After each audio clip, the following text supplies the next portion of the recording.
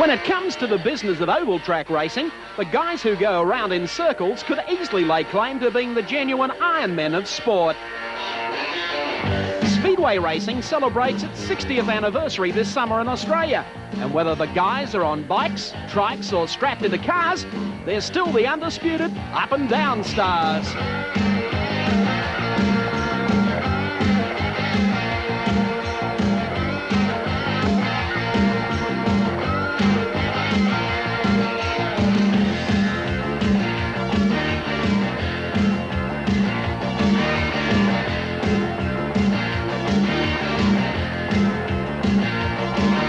In recent years, Speedway has become a high-tech business. Equipment costs range from $8,500 for a dirt bike to a state-of-the-art sprint car, which will set you back a cool 50,000 smackaroos. Rewards for competitors have also reached new heights. The Winfield Australian Sprint Car Series is a perfect example. 10 rounds for $300,000 plus contingency awards. And that puts our Dusty heroes $25,000 ahead of the touring car set. Round 1 of the Winfield Series was held on the spacious Claremont Speedway in Perth last weekend. The country's finest were assembled for the big wingding, but the honour of testing the strength of the local safety fence was left to speed car pilot Jeff Pilgrim. The way the cars are constructed, it's their own design, own build, and the cars are very strong and they withstand this sort of thing. They're very, very safe. Preliminaries over. Now time for the main event. Round 1 of the Winfield $300,000 Sprint Car Nationals from Perth. And it's Shane Murphy holding the inside position. On the outside is Gary Rush. Row 2, Alf Barbagallo. And also starting well up there is Max Dumsney. Off the starting line, down for the start. And Murphy gets an absolute blitzer, but there's trouble back in the pack. 5, 6 cars involved, and one of them Brett Lacey carrying number 1. Lacey able to get away. The Australian Sprint Car Champion. Ready for the restart. Shane Murphy keeps them tight. Gary Rush looking for a blast down the outside, but it's Murphy who wins the jump to the left-hander. Tatnall also making a great start. Alf Barbagallo dropping in for second as they work their way down the back straight. Boy, here's a success story. Young Shane Murphy from Western Australia, and here's his teammate, Alf Barbagallo. Rounding Rush here on the outside. Rush splits them, though. Works down the inside as Murphy absolutely stonewalls away from the pack. 640-metre oval, round 1 of the Winfield Super Series. Shane Murphy from Western Australia, presently with the wood on Gary Rush, cutting across the infield, down on a slower car, causing some duress there to the driver behind him, but he manages to get away with it. There he is, 96, Shane Murphy, only a youngster, and he wouldn't want to pull that too often in this race tonight. Barbagallo sits in second. Here comes Murphy up on some of the slower cars to put a lap on them. Goes for the inside, hooks a wheel and almost upside down. Brings it back under control, moves on to the back straight. Barbagallo has now been able to close the gap to him. There's Alfie Barbagallo from Perth in Western Australia, running in second. Gary Rush is third. But it's Murphy, the race leader. And there he goes, sideways into the safety fence. Well, one must say it looked like it was coming a few laps ago. Murphy exits, pace car out on the circuit, and it will be Barbagallo to lead away in the restart from Gary Rush. Max Dumsney well positioned, and so too Sydney's George Tatnall. Ready for the restart. Barbagallo jumps on the gas, immediately opens a 100-metre gap over gentleman Gary Rush from Sydney. World Series champ on this circuit last year. Barbagallo's 77, the Asander entry. Well clear, about 120 metres as they go down the back straight, swings it through the turn, track drying out appreciably. There's only one line round it, and that is the inside. Barbagallo, listen to the tyres squealing for mercy as he sets it sideways onto the back straight. Looking sharp at this stage of the race, and it's to be hoped that Barbagallo runs the entire Winfield Series for 87-88. Sideways through turn number 1 as he works his way onto the back straight. Comfortably clear at this stage from Gary Rush in car number 25. Max Dumsney of Victoria running in third spot. And fourth is Sydney's George Tatnall, a good opener to the Winfield Series. White flag out, 1 lap to go for West Australia's Alfie Barbagallo. Here's Rush down into second spot. Dumsney is third. There goes Tatnall as they sweep through the turn. Halfway down the back straight. 77, the Asander entry. Alf Barbagallo is going to strike gold. Round 1 of the $300,000 series. He takes it to the flag. Barbagallo from the west proves the best. Alf topped the ratings as you'd expect with a 3-point break on the field. But alas, when the sprint car set checked in at Adelaide Speedway Park last weekend for round 2, the Perth contingent was down to 1. There was going to be a couple of others, but when the chips were counted, they weren't standing up, and we're here. You know, and I'm looking forward to it. It's a hard deal to do it from WA, but I'm encouraging this, and I think it's good for sprint cars, you know. The assembled talent for the $30,000 race was impressive just the same. $1.5 million worth of racing equipment packed the pits. The fans turned out in their thousands, while the cast concentrated on carving up the purse. It's something we never ever dreamed of. We've always hoped for it. You know, we've always thought that we're a lot better than road racing, and we felt that we never ever got the breaks that road racing did. But now with this Winfield series, with the money that's on offer, well, you know, it's just great, and it's only just a forerunner to what we should get in the future. We don't need to get too radical, because a no finish is a lot of points you lose. So we're going to try and keep level-headed about the whole thing and finish somewhere up there. A win out again would be nice. The thrill of the horsepower is really exhilarating out there. It's definitely with 600 horsepower underneath the right foot as opposed to about 50 with a motorcycle. It's a little bit of difference there, but I really enjoy the sprint cars. And I've been doing the motocross for a lot of years now, and the enjoyment's waning a little bit, so I'm looking for something newer and a bit more exciting. A series of qualifying heats got the show underway, with local ace Phil March setting the pace in the gliderol entry. Sydney veteran George Tatnall loves the clay oval at Virginia. He had no trouble coming up a winner first time out. His old adversary Gary Rush started well, separating the traffic, but his engine was down on power, and the 8-time Aussie champ was doing it hard. Max Dumsney, on the other hand, blitzed the traffic in the white number 5 machine, and so too was Australian titleist Brett Lacey. Early casualties included Queenslander Bob Kelly, who walloped the fence, and West Aussie Des Nash. After looking invincible, Adelaide Supremo March got into the car wars, and he was set quite a rebuilding task before main event time. Well, we got bent early, and then I was just trying to circulate to get some points, because it's pretty critical to get into the A main, preferably. And I don't know what happened, it just spun around on itself, and there we were. Ready for round number 2, the $300,000 Winfield Series. Phil March and Max Dumsney, the front row. Aylesbury and Lacey in row 2, and Tatnall and Bunker from row number 3. Down for the start, and on the inside it's Phil March who takes over the lead. Dumsney going wide in that corner, and that's enabled March to get a complete break on the field. Just watch him scoot away from the opposition, driving the gliderol entry down through turn number 2 onto the back straight. He's doing it comfortably. The battle for second place. Australian champion Brett Lacey on the outside, and down on the inside of him is Victorian Max Dumsney. Dumsney looking for the inside to take over second spot, and he gets through to take second. The race leader, and boy is he carving up the slow cars in this field. South Australia's Phil March swings down on the inside of yet another car. Opening a break, he's already lapped 8 cars in the field so far. This could be the sleeper on the Australian scene. Phil March of Adelaide down the inside, opening that gap all the time.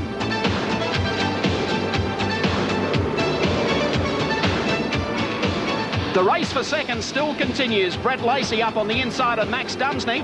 But here's your race leader, Phil March of Adelaide, on home terrain and running away with it.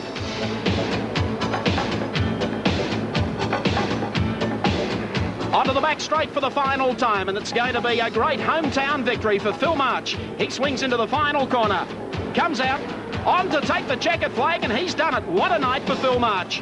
Let's confirm the placings for round 2 of the series. The win going to Adelaide's Phil March, second to Victoria's Brett Lacey, third to Max Dumsney, fourth to David Anderson, and fifth to Sydney sider George Tatnall. Picturesque Warrnambool in southeastern Victoria is one of the country's best holiday spots. It's home to Fletcher Jones, and oval track fans have been having a whale of a time here for years. Premier Speedway was the venue for the third round of the Winfield $300,000 Sprint Car Series last weekend, and as expected, the event attracted the cream of the nation's circle track heroes. South Australian Phil March was the pre-meeting favourite after running the opposition ragged in the second round of the tournament at Adelaide Speedway Park the previous weekend. He was on top of the leaderboard too, but a poor qualifying run on the Warrnambool clay did little to instill him with confidence. We've stuffed a car, basically, and we've rebuilt it, so it's not a good time, but we'll try and sort it out. But it makes it hard in the feature with that sort of time. I don't know where we'll be starting. After 3 weeks of travelling the country, Victorians Max Dumsney and Brett Lacey were on home soil for the first time this summer. Lacey has been experimenting with a new car of his own design. Results have been encouraging, though not spectacular. Being a racer is obviously less demanding than the role of a designer. I try to keep myself to a pretty fit condition, and I think the only way that this kind of demanding racing will affect anybody, it will be as far as money goes, and wear and tear on your pit crew and your truck drivers and your wives and your kids and that sort of thing. I think this is what we'll have to get used to, because it's undoubtedly a terrific thing, and the better it gets, the better we'll all get, and that's why I say the professionalism is coming out of all of us, and it's glad to see. It's great. A series of qualifying heats opened the action, and it was former Mr. Motocross champion Stephen Gall in the Carrera Special who looked sharper than most. He won the opening heat going away, and then had to survive an unsettling bump in his second outing when bustled by David Anderson. Anderson overcooked things and then somersaulted on top of the concrete wall. He was okay, but his sprint car was in need of intensive care. The woes of Adelaide's Phil March surfaced yet again at the start of Heat 3 when McCallum and Kelly won the start. March got into some real wheel banging and paid the penalty as he joined the Upside Down Club for the second time in 24 hours. The 25-lap main event saw Max Dumsney and Brett Lacey on the front row, with George Tatnell tucked neatly in the second line. A bump of wheels resulted in Dumsney slicing off the track via the infield. It was just the brake Lacey needed, but Brett the Jet was going nowhere. His Beretta had a flat tyre and he was out. From that point on, Dumsney looked home and hosed in the John Sidney-built Black Magic sportswear entry. But sprint car competition is a little different to most other forms of motor racing. Tatnell was experimenting with some low-line driving, and bingo, he was soon on the tail of Dumsney. Max had one anxious moment when he and a spinning car touched, but Tatnell lost the momentum. Dumsney was off the hook yet again. David Hetherington was always a big chance of landing a major placing. That was until he caressed the concrete, which opened the door for Queenslander Bob Kelly. He was to finish third. Final placings in round 3 went to Max Dumsney over George Tatnell, with Bob Kelly third and Wayne Bunker fourth. Here's how the Winfield 300 Grand Slam leaderbook now looks. Dumsney with a 6-point break over George Tatnell, one back to March, then Barbagallo, Gary Rush, Brett Lacey and Kelly. The 4th round of the Winfield Trail took the drivers to Newcastle last weekend. American driver Dave Blaney set a new track record in qualifying and looked a safe bet for the main event. The Newcastle circuit had been waterlogged by storms the previous day, so the track surface was anything but cooperative. The end-over-end awards came thick and fast. When the field came in for the start, it was Blaney and Tatnell setting the pace, with American Danny Smith looking for an opening from the second row. Smith pulled off the pass of the night when he charged past dashing Dave. That put Blaney back into the clutches of George Tatnell, who challenged for 18 laps trying to effect an inside pass. Smith, though, was too strong in the Lander Toyota entry, and he crossed the line 3 metres clear of Blaney and Tatnell, with Gary Rush close behind. The 300,000 series is still led by Dumsney on 20 points, 5 clear of Tatnell, then a break to March in third, with Smith and Barbagallo just 1 clear of Gary R. The lull before the outbreak of hostilities as the Thunder and Lightning division prepares for a tough night on the clay. Tonight's traction action will take the bruising ASC series to the halfway mark. It's been a tight battle to date. 4 different winners in 4 races. Atop the points table is young lion Max Dumsney, shadowed by in-form 48-year-old Sydney-sider George Tatnell. the newly crowned winner of the National Sprint Car Championship. Tatnall is yet to win an ASC round. We've been trying pretty hard. We had a couple of bad shots in Perth and Adelaide, and then Warrnambool came good. We were second, and Newcastle, well, the two Yanks beat us, but we're all over the top of Blaney, and that's tonight should be the night. Tatnall's confidence is sky high. Not so visiting South Aussie Phil March, third in the points, pessimistic and reluctant to pick a winner. I don't know. I never see these guys race up here. It's too hard to tell. I'd like to have a shot, but I don't like our chances. The 25-lapper shapes up as a rerun of the memorable national title shootout between Gary Rush and Tatnall. The old rivals square off on the front row. Rush on pole gets the jump, but then just one lap later, some vintage stuff from Boy George as he guns the Australia 1 car through to the lead. Also charging hard is Dumsney. He's up to second and going after Tatnall, but is soon to retire with engine problems. The skating rink surface and desperate racing produces its casualties. Rush has gone out early and John Walsh takes a tumble in the 75 Coke machine. Tatnall is still gassing along out front, but a fresh challenger has emerged. Big truckie Dennis Farr in the 3-car lines up the leader, and then he's through. The startled Tatnall responds with a move right out of the Japanese Air Force kamikaze manual.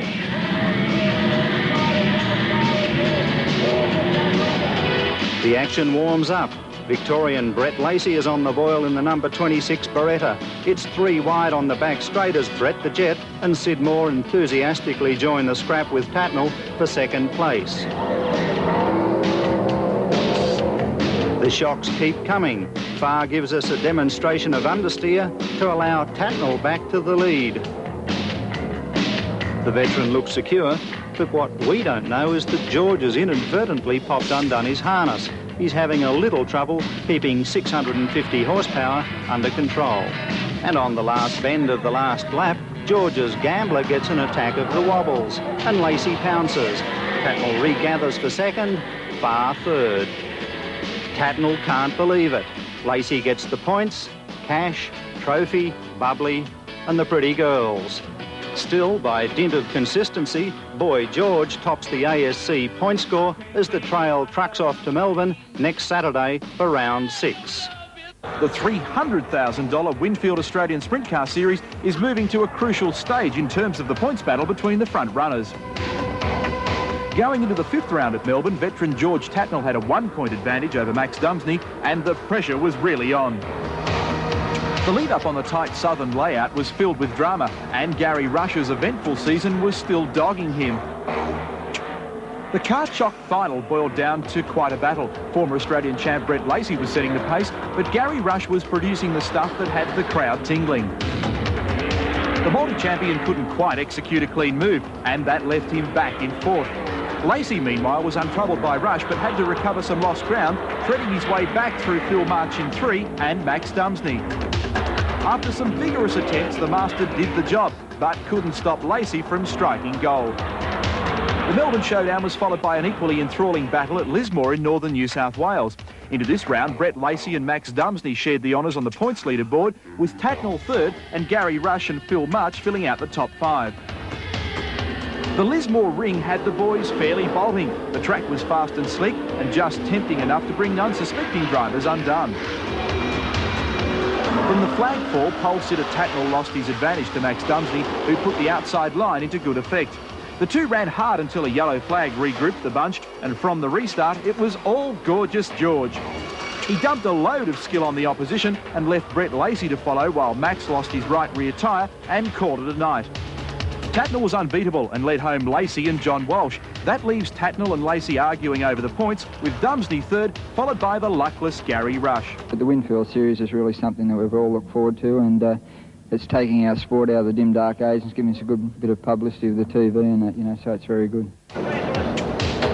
Following the high-speed flush around the Lismore Bowl, the troop headed further north to Rockhampton. Tatnall described it as a tight little bullring, likely to bring someone undone, and it did. In the final of the 2-day affair, Gary Rush struggled back to form to lead Dumsney, Tatnall and Lacey going into the first turn.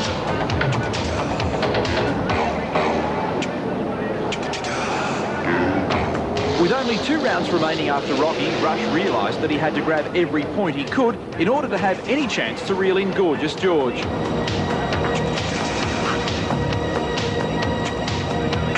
With the back markers struggling in the traffic, the field got more red lights on the track than they saw on the Pacific Highway getting up there. The remnants of this roll ground proceedings to a halt while Tomu McMullen was dragged off.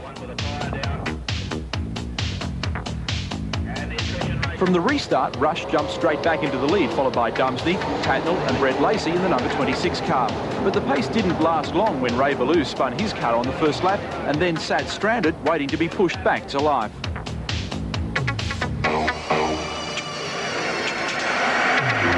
The restart of the restart smelt the same as Rush claimed the lead again, with Dumsney behind and Tatnall leaping into third. Through all the traffic, the order remained, but right at the flag, Dumsney and Tatnall tapped each other. But it's probably the best track I've ever raced on in Rockhampton, and it was really nice to race on. But you know, there always has to be a winner and there always has to be a loser, and the 2 guys behind me, they're out there trying hard, and I'm very happy to win this one because this is the first series race I've won.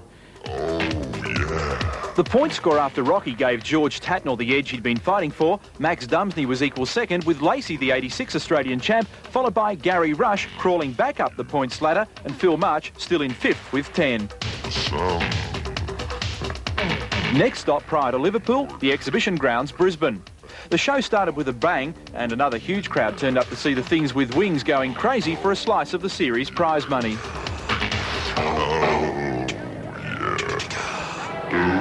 The start of the final was very similar to Rockhampton. Gary Rush shot away with the lead, hotly pursued by Dumsney and Tatnall.